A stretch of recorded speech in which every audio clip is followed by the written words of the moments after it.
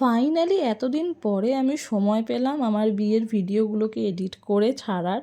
And প্রথমেই যে ভিডিওটা ছিল সেটা হচ্ছে আমার বিয়ের বেনারসি কেনার ভিডিও। তো অবভিয়াসলি আমরা যেহেতু সমস্ত কিছুই আদি ঢকেশ্বরী থেকে কিনি, তো এই আমার বিয়ের বেনারসি থেকে আরম্ভ করে আমার আশীর্বাদের সমস্ত কিছুই ওখান থেকেই নেওয়া হয়েছিল।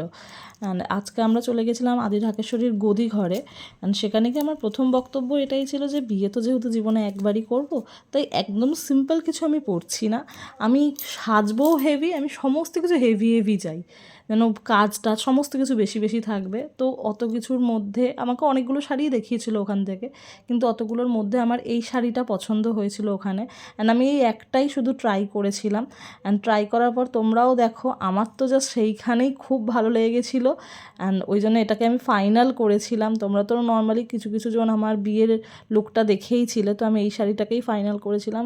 ওরা ওখানে সুন্দর করে আমাকে পরিয়ে একেবারে দেখিয়ে দিচ্ছিলো যে আমাকে ঠিক কীরকম লাগতে পারে। হ্যাঁ, মেকআপ টেকআপ এই মুহূর্তে কিছু করা নেই, যার জন্য হয়তো অতটা গর্জিয়াস লাগবে না, কিন্তু আমার মনে হয় শাড়িটা পরার পরও একটা অন্যরকম একটা লুক এসেই গেছিলো সেই মুহূর্তে। অ্যান্ড এই ছিল ভেতরটা, এটা তখন রিনোভেট হচ্ছিলো ভেতরটাতে।